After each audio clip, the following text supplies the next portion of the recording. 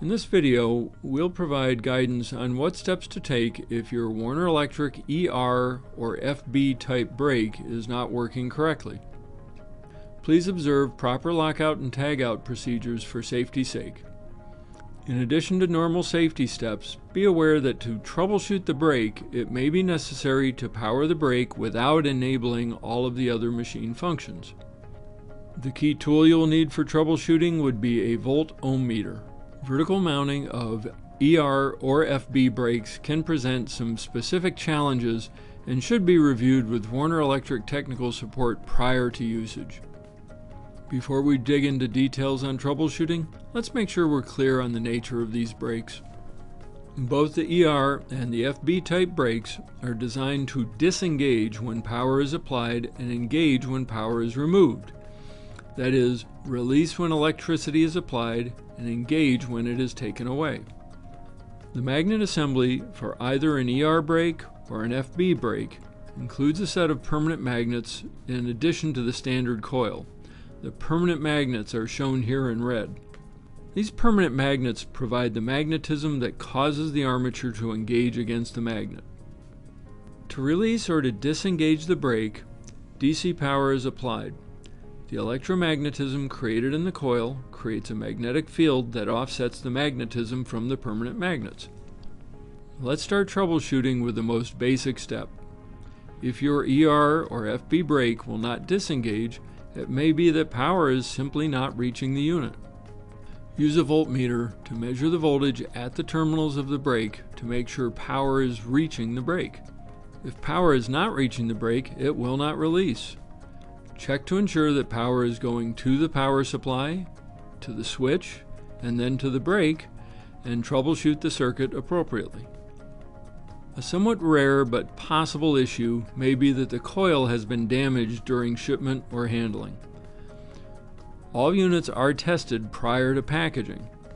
To check coil resistance, adjust the volt-ohm meter to ohms. Turn off power to the brake and remove the wires from the brake. Place the voltmeter probes to the terminals. In the catalog or in the brake manual, there will be a chart that shows what coil resistance should be. Our ER825 would have just over 300 ohms. If the meter shows either 0 or infinity, then the coil has either gone open or it has shorted. In either case, it is not field repairable. If the value is more than 10% higher or lower than the rating, contact technical support. The unit you have may be mislabeled. If the unit will not disengage when power is applied, it may simply be that the polarity of the wires is wrong. Unlike most Warner Electric clutches and brakes, ER and FB type brakes are polarity sensitive. It may be that the unit is simply wired backwards, so that rather than creating offsetting magnetic flux when power is applied, it is adding magnetism to the unit. As you reattach the wires, ensure the wiring polarity matches the brake inputs. If there is power going to the brake and the coil is good and it is wired correctly, there is a cause that will impact the ER brakes but not the FB family, and this involves the mounting. The ER brake magnet mounts to the machine frame. The FB is torque arm mounted. In both the catalog and the manual, it is called out that the mounting surface for an ER type brake must be non-magnetic material. If it is mounted to a steel or iron surface, the unit will not work properly if it functions at all. Earlier we described how these units are designed to work.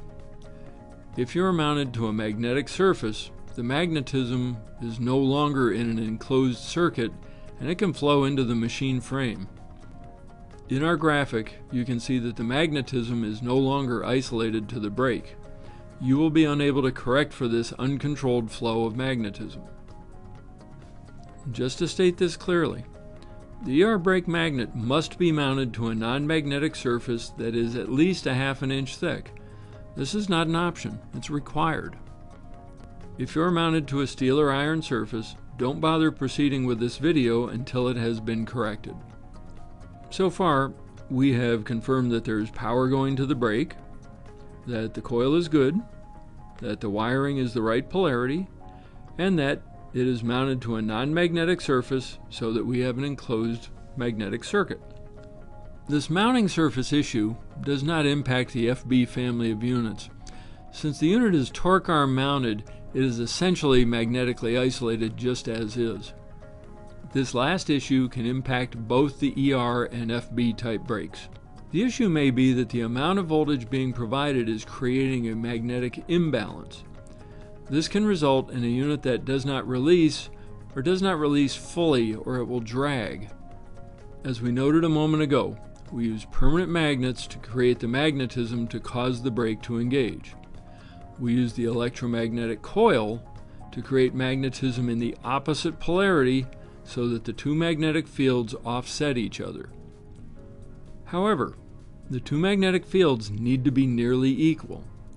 If you're applying a high level of voltage to the coil, it may be creating so much magnetism that it does not just offset the permanent magnetism, it exceeds it. This excess magnetism can cause the unit to engage, or may simply be causing the unit to drag when it should be releasing cleanly. In this video piece, you can see that the armature is not releasing cleanly. The solution to this is to adjust the input voltage so that the two magnetic fields are in balance. To achieve this, you must have an adjustable output power supply. Commonly used units are the CBC 300 or MCS 103-1. Both controls have adjustable output. We're going to be using the MCS 103-1 for this video. Start with the control turned to 0 and slowly turn up the power until the armature releases. We release at about 8.5 on the dial, around 80 to 85 volts. Continue to increase the voltage until the armature re-engages. Note the voltage at that point. The two magnetic fields are no longer in balance, so the unit engages. In some instances, the control may output greater than 90 volts. That's normal. In some cases, you may get the control to full power and the unit will still not re-engage. That's okay. In that instance, simply slide the armature against the magnet and it will engage, or it will clamp up. Now, starting from the full power position, slowly turn the control power down until the unit releases again. This may be at a value other than at the point where it initially released. That's normal. Make a note of this value. We want to set the control for the midpoint between the second and the third position. By setting the release set point midway between the two values, power can float up and down somewhat during the day and the brake will still release cleanly. With the voltage set to the proper midpoint, the brake should release cleanly. One last point about this process. While most ER and FB brakes are rated as 90 volt units, there can be minor variations from brake to brake. If you have recently replaced a unit, it may be necessary to readjust the release point on the control to match the new brake. At this point, we've confirmed that correct power is going to the unit. We know that we are mounted to an appropriate non-magnetic mounting surface, and we've adjusted the release point so that the unit releases cleanly when power is applied. There can be other causes for an ER or an FB brake not to work properly, but the ones reviewed here address the greatest majority of problems that are seen with these brakes. If you continue to have issues with your brake, please contact Warner Electric Technical Support at 800-825-9050.